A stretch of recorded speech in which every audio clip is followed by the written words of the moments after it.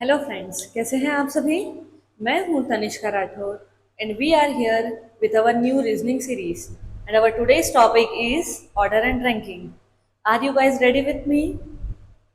चलिए स्टार्ट करें आज का लेक्चर।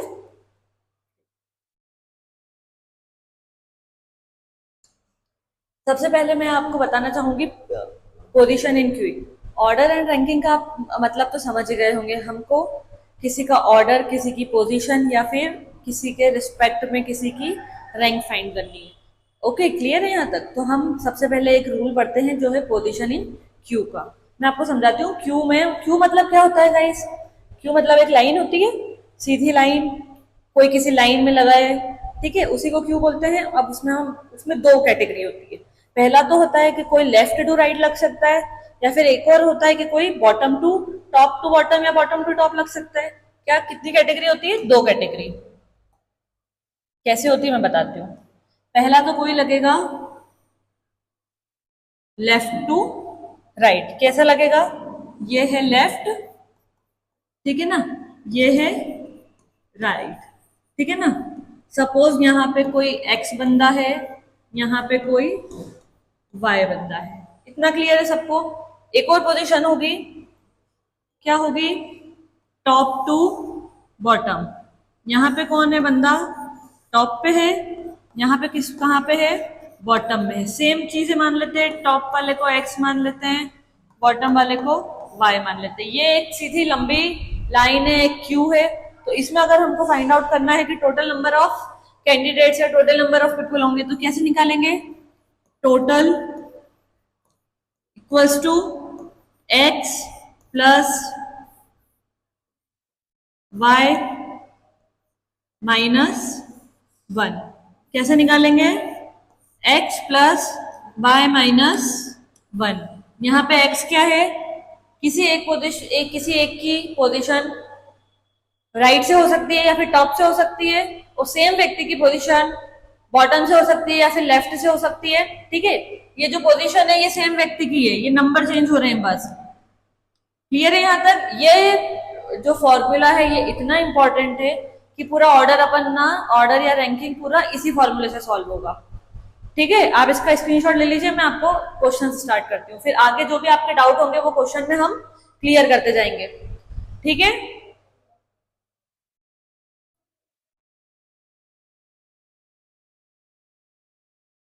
ये रहा हमारा पहला क्वेश्चन, ठीक है। रेडी है आप? ठीक है। In a row of 30 students, एक रो में कितने स्टूडेंट्स बैठे हैं? 30। एक रो में कितने स्टूडेंट्स है? 30 है, okay. Ramesh is 15th from the left hand. Ramesh कितना है? 15th पोजीशन पे है, ठीक है। कौन सी से? लेफ्ट हैंड से। वो 15th से है तो उसकी पोजीशन आपको फाइंड आउट करनी है राइट हैंड से, ठीक है ना। तो रमेश रो में कितने स्टूडेंट्स हैं? लिख लो 30, ठीक है।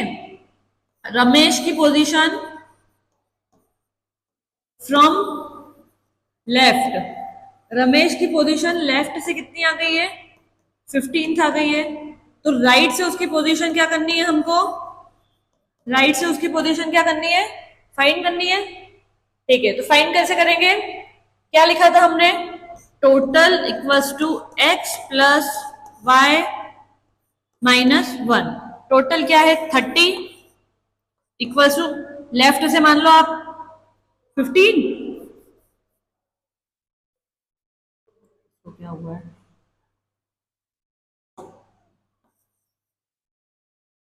ठीक है, लेफ्ट से कितनी दी हुई है? 15। राइट से हमको फाइंड करनी है माइनस वन। तो ये क्या होगा? 15, 30 माइनस 15, पूरा डिस्क्रिप्शन में समझाती होती हूँ, प्लस वन। तो राइट से पोजीशन क्या हो गई उसकी? कितनी पोजीशन हो गई उसकी? 16th पोजीशन पे आ गया है। कौन सी पोजीशन हो गई? 16th पोजीशन पे हो गई है, ठीक है। ये एक क्वेश्चन मैंने आपको पूरा फॉर्मूले से करके बता दिया है। रो में 30 स्टूडेंट्स थे, रमेश की पोजीशन लेफ्ट से कितनी थी? 15 पोजीशन थी। अब उसकी पोजीशन हमको राइट से फाइंड आउट करनी थी, तो राइट से उसकी पोजीशन क्या होगी? Total number of candidate equals to left position plus right position minus one. Find out कर ली सभी ने? चलिए नेक्स्ट क्वेश्चन की ओर बढ़ते हैं। इन ए क्लास ऑफ 40 स्टूडेंट्स। अब टोटल कितना हो गया हमारे पास में, कितना हो गया 40 का, ठीक है। Priya is 10th from the top, top से उसकी पोजीशन एक लड़की की, प्रिया नाम की लड़की की बताइए 10, और श्रुति नाम की लड़की की बॉटम से बताइए 20th position. How many students are between Priya and Shruti, Priya और श्रुति के बीच में कितने स्टूडेंट्स हैं, तो कितने स्टूडेंट्स हैं जल्दी से बताओ। टोटल 40 है, ठीक है ना, टोटल हमको पता है। यहाँ पे प्रिया की पोजीशन 10 है, श्रुति की पोजीशन 20 थे, तो इन दोनों के बीच में कितने हो जाएंगे जल्दी से बताओ।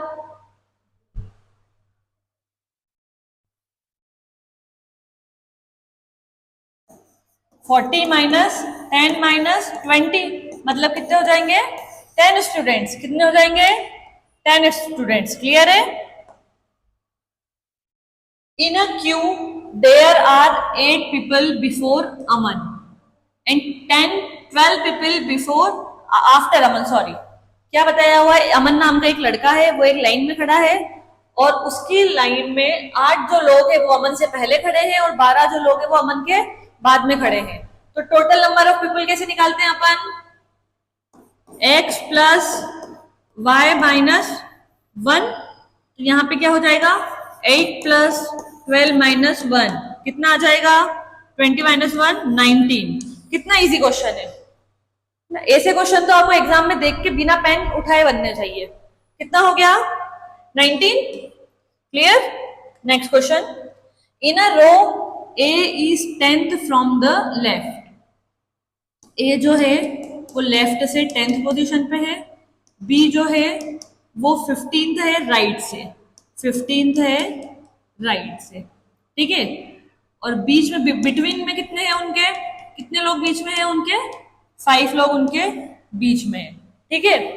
तो what is the total number of people, अपन को निकालना है टोटल नंबर ऑफ पीपल, क्या निकालना है टोटल नंबर ऑफ पीपल निकालना है। तो कितना होगा, सबको जोड़ देंगे, कितना होगा 10 प्लस 15 प्लस 5, कितना हो गया 10 प्लस 15 प्लस 5, कितने मेंबर्स आ जाएंगे 30। डायरेक्ट है, अगर टोटल नंबर निकालना है तो डायरेक्ट सम करेंगे, अगर उन दोनों के बीच में निकालना है तो टोटल में से लेफ्ट पोजीशन और राइट पोजीशन को माइनस करेंगे, जो अपन ने इसके प्रीवियस क्वेश्चन में करा था, ये वाले क्वेश्चन में करा था। सबसे इजी है, हमको इसमें नहीं घुसना है कि -1 करेंगे +1 करेंगे, आपका पूरा क्वेश्चन गलत हो जाएगा। अगर टोटल दे रखे हैं तो डायरेक्ट माइनस करो, ठीक है, और टोटल निकालने हैं डायरेक्ट प्लस करो। अगर बीच में बीच के पीपल दे रखे हैं कि बिटवीन, उनके बिटवीन कितने लोग बैठे हैं, क्लियर।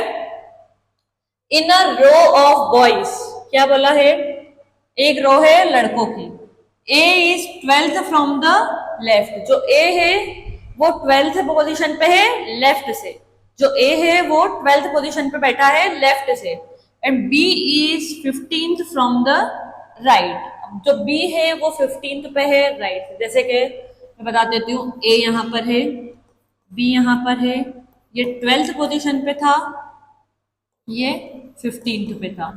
इफ दे इंटरचेंज, इन्होंने कर लिया स्वैप, इंटरचेंज हो गए, when they interchange their position A become 20th from the left, जो A था वो क्या हो गया 20th पोजीशन पे चला गया, ठीक है ना, यहाँ पे आ गया A।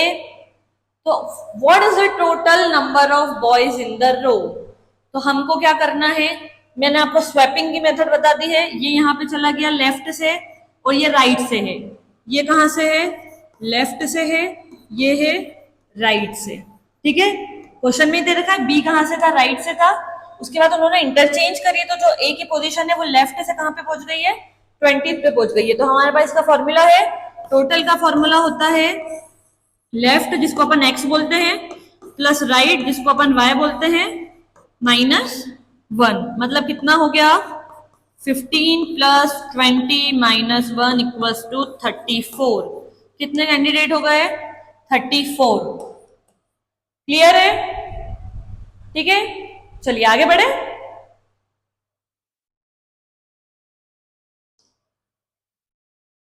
अब ये आ गया थोड़ा सा रैंकिंग का। ठीक है, अभी तक अपन ने ऑर्डर समझा, लोगों को गिना, डिफरेंस निकाला है, पोजीशन निकाली। अब हम ये क्वेश्चन करेंगे जिसमें हमको रैंक बतानी है। ठीक है, अब क्या है, 5 बुक्स का सेट है। कौन कौन सी बुक है, ए बी सी डी ई, एक टेबल पे रखी हुई है। 5 बुक है जिनको उन्होंने नाम दे रखा है A B C D and E, उसको एक टेबल पे प्लेस किया, एक टेबल पे 5 बुक रख दी है, चलो ठीक है। अब उन्होंने इनकी ऑर्डर बता रखा है, बी इज प्लेस्ड अबोव ए, जहां पे ए रखा है उसके ऊपर रखी है बी। ठीक है, C is placed between D, अब इन दोनों को नहीं छेड़ेंगे अपन क्योंकि ये ए और बी के रिस्पेक्ट में है। नई बुक्स आ गई C and D, C is placed below D, मतलब डी ऊपर है सी के, C is placed below, below लिखा है ना, मतलब क्या है, सी नीचे है डी के। ठीक है, E इज बिलो सी, सी के नीचे कौन है, E है, C के नीचे कौन है, E है, चलो ठीक है। नेक्स्ट लिखा है A इज अबो D, अब यहां पे लिखा है A के बारे में बात हो रही है, A इज अबाउ D, तो D के ऊपर आ गया A, मतलब ये वाला पूरा उठ के कहां चले जाएगा, यहां, मतलब D के ऊपर A आ गया और A के ऊपर तो B था, तो ये क्या बन गया हमारा, ऑर्डर बन गया। ऐसे एक के ऊपर एक के ऊपर एक 5 बुक जम गई। ठीक है, which book is at the very bottom, सबसे नीचे, ये कौन सा होता है, बॉटम होता है, ये होता है टॉप, और 5 बुक में मिडिल में कौन सा आ जाएगा, ये आ जाएगा, ये क्या हो गया, मिडिल। ठीक है, कोई पूछता है टॉप पे कौन है, मिडिल में कौन है, बॉटम पे कौन है, सेकंड पोजीशन पे कौन है, थर्ड पे कौन है, फोर्थ पे कौन है, ये आपका सीक्वेंस रेडी है, सीक्वेंस बनाओ, फिर जो भी क्वेश्चन एग्जामिनर ने पूछा है उसको पढ़ो। क्या पूछा है, वेरी बॉटम, बॉटम में कौन सा है, ई है। ठीक है, और डी कहां पे था, डी है मिडिल में। ठीक है, ए किस पोजीशन पे है, ए है सेकंड पोजीशन पे, सी किस पोजीशन पे है, सी है फोर्थ पोजीशन पे। एक बार सीक्वेंस बना लिया, पांचों आंसर निकल गए ना, इसलिए सीक्वेंस हमारा बिल्कुल सही बनना चाहिए। थोड़ा शांत दिमाग से सीक्वेंस बनाना, हैबिचुअल हो जाओगे, बहुत इजी क्वेश्चन है। क्लियर, चलिए अब एक यहाँ पे तो हमने बुक्स की बात कर ली, अब एक क्रिकेट मैच की बात करते, थोड़ा बॉयज भी हैप्पी हो जाएंगे। ठीक है, इन अ क्रिकेट मैच, ठीक है ना, एक क्रिकेट का मैच, इसमें क्या है, player A scored more runs than player B, player A ने ज्यादा रन बनाए प्लेयर बी से, मतलब प्लेयर ए को अपन को टॉप पे रखना पड़ेगा। ठीक है, तो यहाँ पे मैं लिख देती हूँ, प्लेयर ए ने ज्यादा रन बनाए, किससे बनाए हैं, प्लेयर बी से बनाए हैं। ठीक है, player C scored less than player D, अब इन दोनों का बात नहीं हो रही है, तो अलग से लिखना पड़ेगा। प्लेयर सी ने लेस स्कोर करा है, मतलब प्लेयर डी ने ज्यादा करा होगा, तो उसको ऊपर रखना पड़ेगा। ये भी हो गया प्लेयर सी और प्लेयर डी। प्लेयर बी की बात हो गई वापस से, player B scored more than player C, अब बी ने ज्यादा बनाए हैं सी से, तो इसको उठा के अपन रख सकते हैं यहां। ठीक है, तो यहां आ जाएगा प्लेयर डी और प्लेयर सी। ठीक है, तो सबसे कम स्कोर किसने करा है, सी ने करा है। अब यहां पे मैं आपको एक और बात बताती हूँ, अपन को रिस्पेक्ट दे रखा है सी का, ठीक है ना, बी ने स्कोर करा है सी से ज्यादा। अगर अपन इस पोजीशन को देखें डी को, तो डी ने स्कोर करा था सी से ज्यादा, पर ये यहां भी तो आ सकता है क्योंकि उसने सी से ज्यादा करा है, सिर्फ सी से ज्यादा नहीं करा है। दो कंडीशन हो जाती है, एक तो है उसने सी से स्कोर ज्यादा करा है, ठीक है, तो सी से ज्यादा करा तो वो सी के ऊपर भी आ सकता है, बी के ऊपर भी आ सकता है, ए के ऊपर भी आ सकता है। और अगर एक और कंडीशन देते हैं कि सिर्फ सी से ज्यादा करा है, तो हम उसको इस पोजीशन पे रख सकते थे। बट अभी क्वेश्चन में डी के बारे में कुछ नहीं पूछा है, तो आपको इस क्वेश्चन में टेंशन लेने की जरूरत नहीं है। लिस्ट में पूछा है तो लिस्ट में तो सी ही आएगा। ऐसे क्वेश्चंस भी आएंगे, मैं आपको बताती हूँ कैसे सॉल्व करते हैं। ठीक है, in a row of boys, ठीक है, फिर आ गई कतार एक लड़कों की, चले। If A is 10th from the left and B is 9th from the right, क्या है, ए लेफ्ट से किस पोजीशन पे है, 10th पोजीशन पे है, ठीक है। बी राइट से किस पोजीशन पे है, 9th पोजीशन पे है, और उन दोनों के बीच में 5 बॉयज है।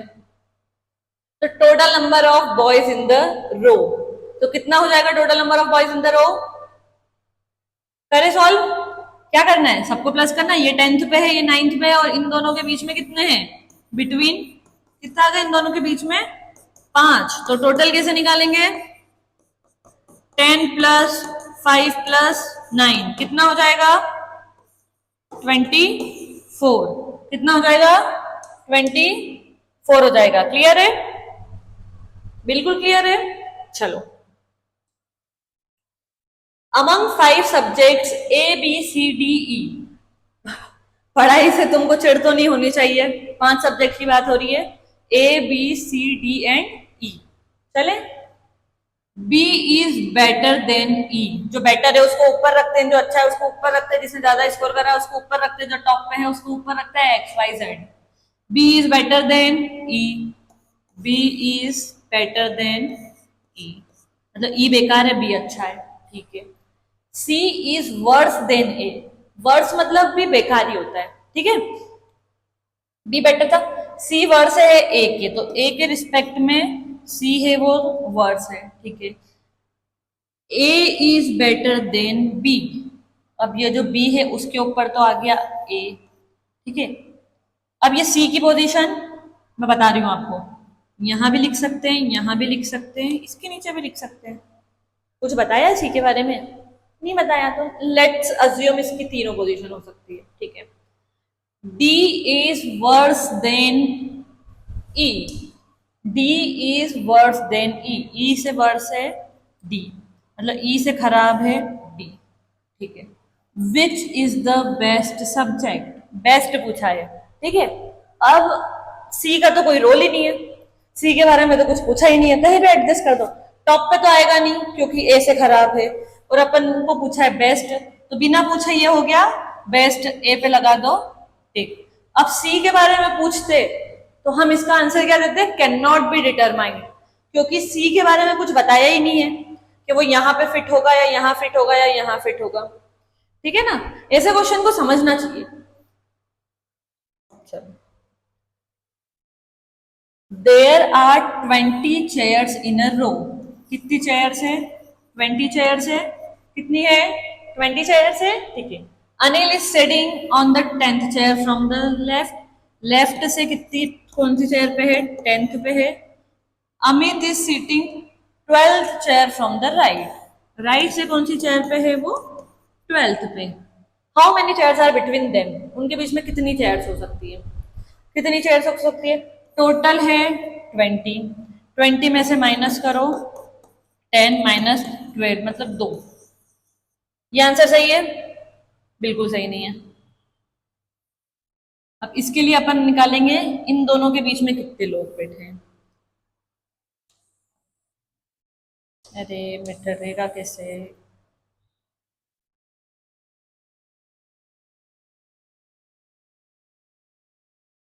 ठीक है, कैसे निकालेंगे,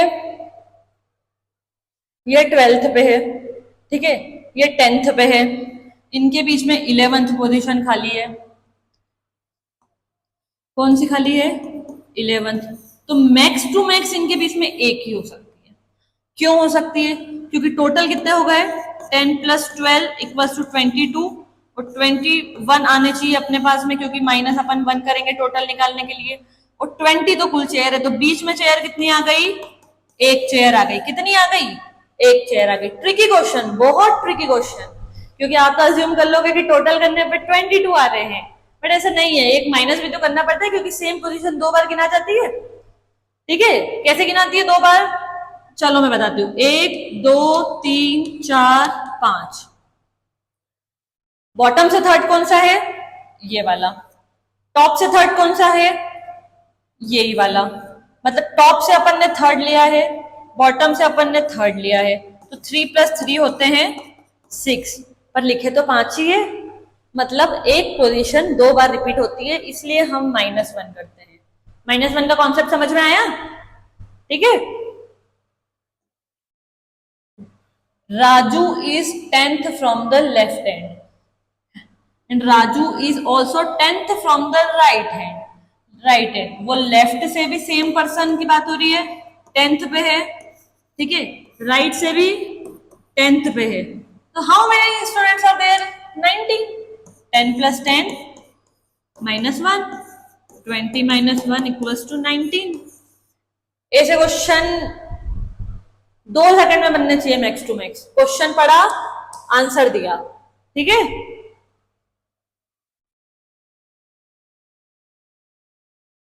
अभी तक का सबसे अच्छा क्वेश्चन, मेरा तो ये क्वेश्चन फेवरेट हो गया है। करते हैं इसको सॉल्व, ठीक है। In a multi storey building, एक बिल्डिंग है, मल्टी स्टोरी मतलब एक से ज्यादा उसमें फ्लोर है, उसी को मल्टी स्टोरी बोलेंगे। There are 8 floor, 8 floor count कर लेते हैं अपन। 1 2 3 4 5 6, जगह ही कम पड़ गई, पास पास लिखना पड़ेगा। 1 2 3 4 5 6 7 8, नंबरिंग कर देते हैं इसको, दूसरे पेन से कर देती हूँ। 1 2 3 4 5 6 7 8, ठीक है। पेशेंसली पढ़ो क्वेश्चन को, क्या लिखा है। P lives on the even numbered floor। अरे और नंबरिंग तो अपन ने उल्टी कर दी, यहां से होगा ना, फर्स्ट फ्लोर ये रहता है 1 2 3 4 5 6 7 8। P इवन नंबर पे रहता है, ये इवन है नहीं है, ये इवन है। P यहाँ हो सकता है, P यहाँ हो सकता है, P यहाँ हो सकता है, P यहाँ हो सकता है, ठीक है। Q lives on a floor immediately below P। Q यहाँ भी हो सकता है, P के नीचे यहाँ भी हो सकता है, यहाँ भी हो सकता है और यहाँ भी हो सकता है, ठीक है। S lives on the odd number floor। Odd number कौन सा है? 1। पॉसिबल, ये सब पॉसिबिलिटीज है। एस यहाँ हो सकता है, यहाँ हो सकता है, यहाँ हो सकता है और यहाँ हो सकता है, छोड़ो। But not on the first floor, first floor पे नहीं है, नहीं है पॉसिबिलिटी, एक पॉसिबिलिटी ओमिट, ठीक है। फर्स्ट फ्लोर पे नहीं है ना, नॉट लिखा है, ठीक है। Tea leaves on the top most floor, मतलब यहाँ पे तो पक्की जगह हो गई टी की, यहाँ पक्का टी हो गया, तो ये दोनों कैंसिल हो गए, कैंसिल। अरे मिटरता क्यों नहीं है बाबा, चलो, क्योंकि P हटेगा तो P के साथ Q भी हटेगा, क्योंकि Q उसके जस्ट नीचे था। R lives on the 4th floor, R के बारे में बात हुई है, R रह रहा है चौथे नंबर पे, चौथे नंबर पे है, यहाँ पे R, R की जगह फिक्स, यहां से हटा P, P के साथ साथ हटा Q। पॉसिबिलिटी 2 रह गई, P और Q की, चलो 2 की तो पोजीशन फिक्स है। U lives on the floor immediately above S, S के ऊपर रहता है U, तो अगर यहां S बिठाएंगे तो S के ऊपर T है, समझना बात को, समझना।